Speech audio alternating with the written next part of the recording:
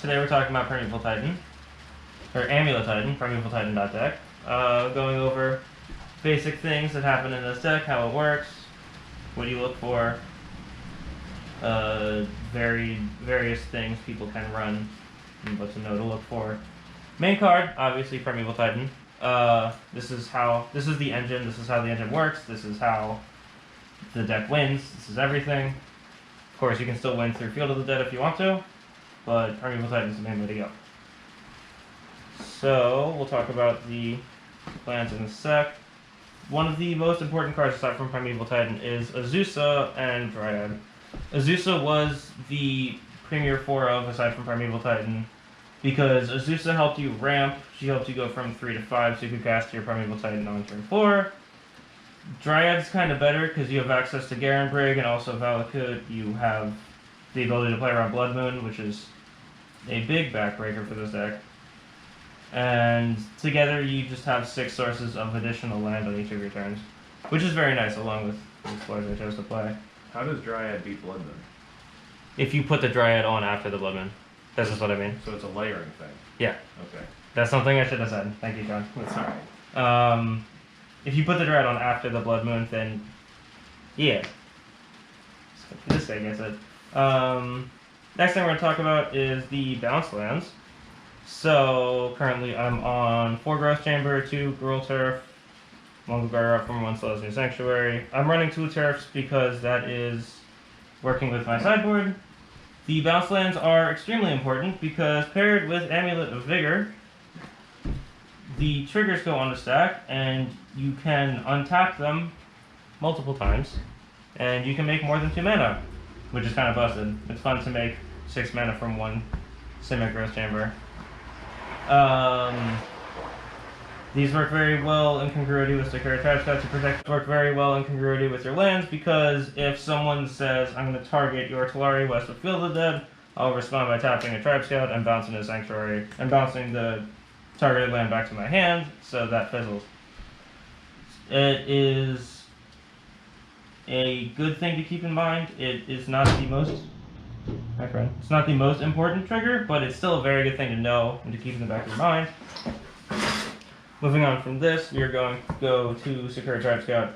This is your premier 1-drop. If possible, you should play Sakura Tribe Scout on turn 1 instead of Amulet of Vigor, just because the Tribe Scout needs a turn to untap and whatnot, and you can always play the Amulet next turn.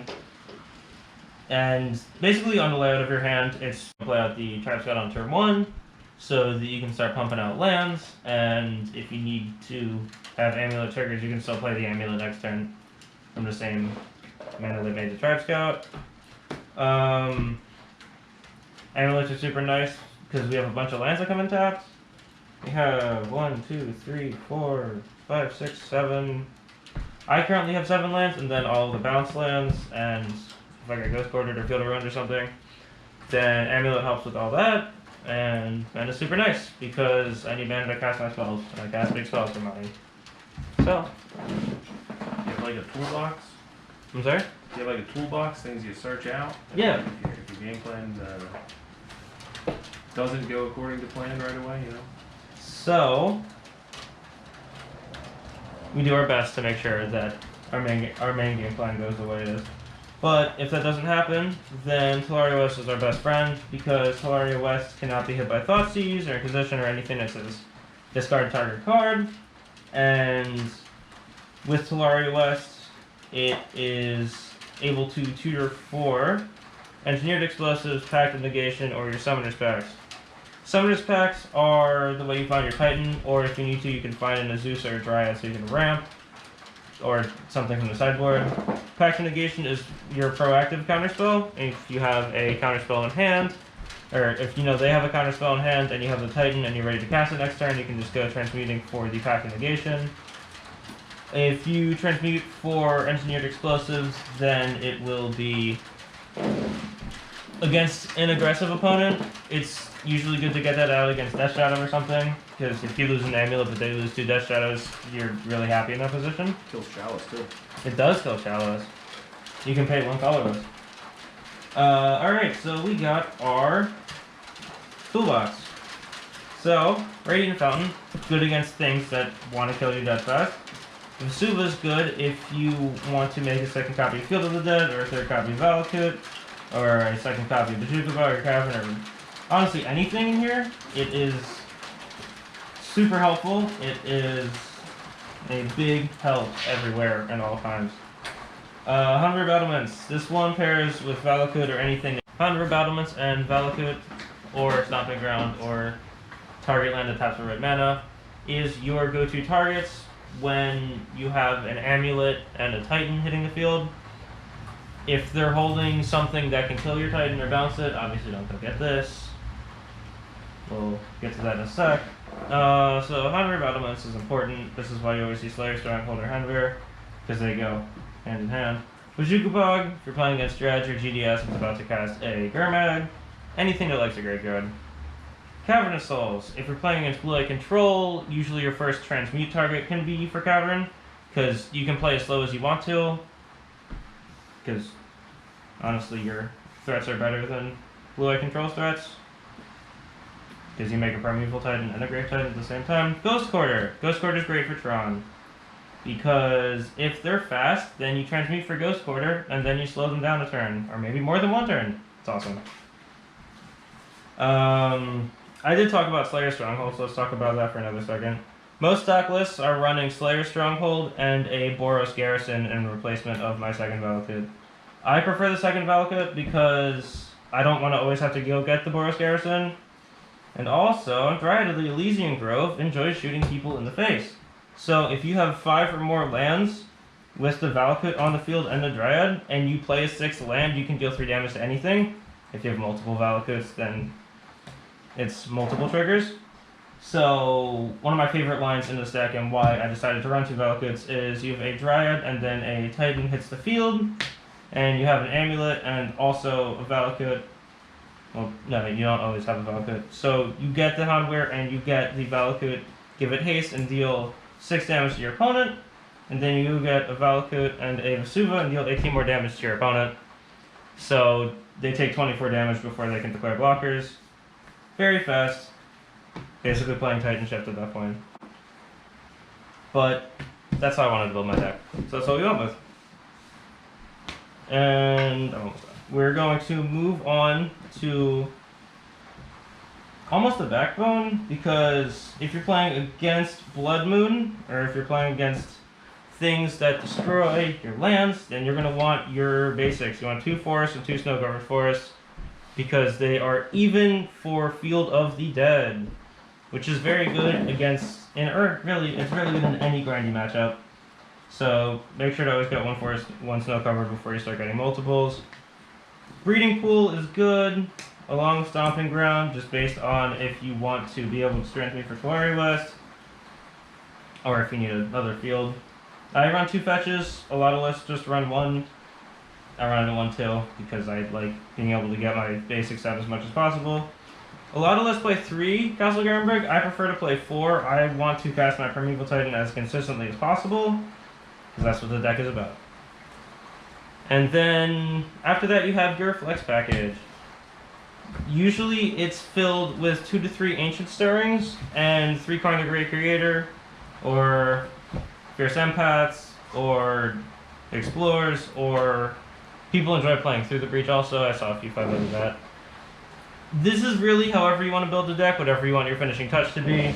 I chose Fierce Empath because I like finding Primeval Titan 12 times in my deck, as opposed to the regular 10 through 2 Tolari West. 4 Summoners back and 4 Primeval Titan. And then I prefer casting Explore because it helps you ramp, and it's also a cantrip. I feel like it's exactly what I want to do. So that was the main board. We're going to move on to the sideboard. So we have 1 Engineered Explosives, 2 Aether Gust, 2 Negate, 1 Beast Within, 2 Dismember, 2 Fire Spout, 1 Rex Sage, 1 Tireless Tracker, and 2 Force of Vigor, and a Rorik Thar. Sideboards change kind of often because you have to adapt to the meta so much, but each of these sideboard slot cards is good for matchups, so it's good to know that going in. Rex Sage is something you bring in against almost every opponent that has an artifact or enchantment you care about. So if someone plays Chalice on 0, you bring in Rex Sage, and those are your Force of Vigors, If someone is going to play Damping Sphere, like Titan Shift or someone like that, then you bring in these 3 cards. Tireless Tracker is good in the fair matchups. Like Death Shadow or Jund or Control, you want to bring that in. Very stock. Something I like going with. Negate is good if you're playing against a slower opponent. If someone's slamming a Jace the Mind Sculptor or Teferi Hero of Dominaria against you, Negate's a nice thing to bring in. Aether Gusts. People that play Blood Moon, you enjoy gusting that away. It's not the... So, if you have a Dryad of the Elysian Grove on top after the Blood Moon is cast, then you can Aether Gust away anything you want to. But if they play the Blood Moon, then it is kind of stuck in your hand, but it's a really bad matchup for us, so we gotta bring it up. You can float the mana too, right? Yeah, you can float the mana. Fire Spout against faster, smaller decks, also Engineered Explosives. If they got a bunch of little guys, then you just Fire Spout away. Engineered Explosives, same deal. Engineered Explosives is also very good against Jund, because Jund plays 1 drop, 2 drops, and 3 drops. And we make enough mana to be able to kill all those things. Dismembers are good against, again, smaller creature decks. Usually, like Stoneforge Mystic, I enjoy bringing it in against. I enjoy bringing it in against, like, sometimes more aggressive decks. It depends on what's going on in the meta. Did you bring that in against Shadow? Catch Hermag or something like that? I don't think I would, just because of my sideboard slots and how it's tight. I can go over specific cards I bring in also. Well, that'll be in the deck list or Prime or whatever. Okay. Ruric Thor, great against Blue Eye Control, any piles, Yorion, Teferi stuff. Because they have to cast spells to deal with it, and their deck is primarily non-creature spells, so they're taking a bunch of damage from that, which is our path to victory. Feast Within is great for almost any matchup, just because it says destroy target permanent. So if you need to bring out 1 extra card, and you don't know what to bring in, then Feast Within's great. Sure. Alright, so opening 7. You have a Field of the Dead, Explorer, Cavern, Growth Chamber, Hunter Battlements, and a Castle Garenbrig. This is an immediate chip. It doesn't do anything. You almost don't ever want Hunter in hand. Field of the Dead is good in opener against Jund on game 1. That's not something you always know. This is immediate. Goodbye. So what are you looking for? You're generally looking for 1 to 2 pieces of ramp. In those 1 to 2 pieces, you generally want an Azusa or a Dryad. Here, Summoner's Pact, Cavern, Wooded Foothills, Snow-Covered Forest, Real Turf, another Summoner's Pact, and Ghost Quarter. This hand's slower. It can get there. So the line I'd go with here is I'd probably play out the Foothills, pass on the end of their turn 1. We'd go tutoring for a... No blue sources. Something you want to look for when tutoring, or when... Honestly, when fetching. You want to look to see how many blue and red sources of each. I'd find a Breeding Pool tapped on turn 1.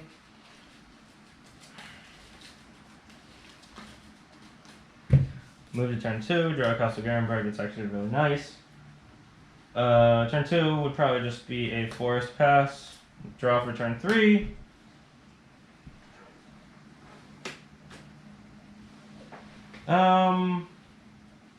We wouldn't be able to get a Titan. So, just play a 3rd land, cast Summoner's Pact. Actually, that's wrong. You wouldn't play Ghost Quarter. You'd play Cavern of Souls, naming either Nymph for Dryad, or Human for Azusa, then you'd cast it.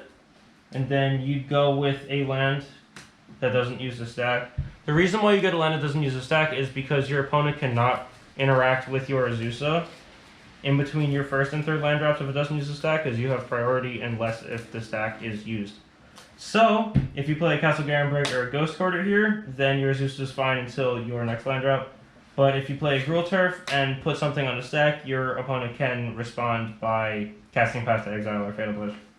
So you usually want to go with one of these, and then you're going to Gruul Turf, bounce your Cavern back to your hand, so that you can cast Primeval Titan uncountered next turn. Actually, you can't, because it's on his back. If your Azusa dies here, that's totally fine. The main point of Azusa is so you can cast Primeval Titan faster. And you're leaving Ghost Quarter up? You're not casting the Amulet? With this point in your hand, you don't really need Ghost Quarter, or you don't really need Amulet. And next turn we are casting, or we're not even casting anything, so we have to pay for the summoners back. So we go upkeep. We have to pay for the summoners back, so we do this. Draw for turn. We draw an Amulet. Cool. So we can go Cavernary Giant, Castle Garenbrig. We can cast our amulets. Set up for a super awesome turn. We leave up Ghost Quarter in case they do some funky stuff. So, next turn. That was a really good draw. So,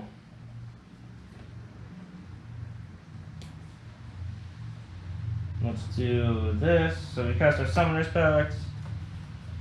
Can we make a second Titan here? I believe we can. So, tap out like this. Cast our Primeval Titan. We also want to cast this if we're playing against blue-white. Float one creature green. Primeval Titan trigger. If you want to get the second Titan, or you want to go Summoner's Pact or anything, then the main goal is to find a Tolaria West and a Simigrowth Chamber. Something really nice about these two cards together from Primeval Titan, if you have just one Amulet on the field, you can go untap this, tap for blue, blue, green, and bounce with Tolaria West to be able to immediately transmute. So you can go get your Summoner's Pact or Pact Negation or Engineer Explosives. With two amulets, we can make 2 green and 4 blue, which means we transmute here. And we can find a Summoner's Pact, and we have extra mana, but I guess this isn't that much better. Because with that, we can't find... Would you bounce your Simic Growth Chamber first? Because you haven't played any lands this turn? Yeah, that was last turn. Yeah, we can totally do that. So we can do... Since we have 3 land drops still to make, we can go 3, 6 mana, we can bounce the Ghost Chamber. Thank you, Sean, for the idea. We make 6 more mana by... Actually, it's 12 mana, which is awesome. So we can make 12 more mana. And the third one we can bounce the Tolaria West, transmute it, cast Summoner's Pact, go find another Titan, if we can. With this one, we have one more Tolaria West in our deck, so we're going to go find a Growth Chamber and a Tolaria West, make 6 more mana, bounce the Tolaria West, transmute it.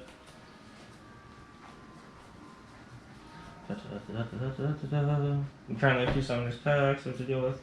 Going to cast a third one, find a third one, and then this.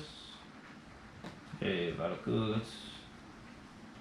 Get a Hunter Battlements. And with multiple Amulet triggers, we can give multiple Primeval Titans haste. So the way we layer it is these come in, we untap both of these, and then still with the other triggers on the stack, we give 1 haste, and then we untap them with the other triggers on the stack, and we give a second 1 haste. Then we can swing for 12. And since we have 3 Summoner's Packs on the stack, we should go get some lands. So we're making 4 more land drops here. What we can do is, where's our Field of the Dead, very important. And get some basics, that's a good idea too, just in case they want to destroy our lands. So the first Primeval Titan gave us these 2 lands. We go to the second trigger. Now we can find our Vesuva to make even more zombies. If a good thing to keep in mind when you are looking for a Vesuva, if a land were to come in at the same time as Vesuva, it cannot copy it. But if the land is already on the battlefield, then Vesuva can target that land. So that's a very good thing to keep in mind. At this point, we're swinging for 12 on what is turn 5. We have a whole slew of lands here. We can pay for all our Summoner's Packs. We have 2, 4, 6, 7 green mana, so we have more than enough. And we have 6 zombies, and we can even go score ourselves if we want to make even more zombies. So, Seems like a tough game to lose from that spot. yeah. Yeah. Primeval Titan's cool like that. So that's why you mulligan to being able to make a Titan. Yes. Oh, alright. You have to mulligan to be able to do your game plan. You can't keep dud hands because you will lose.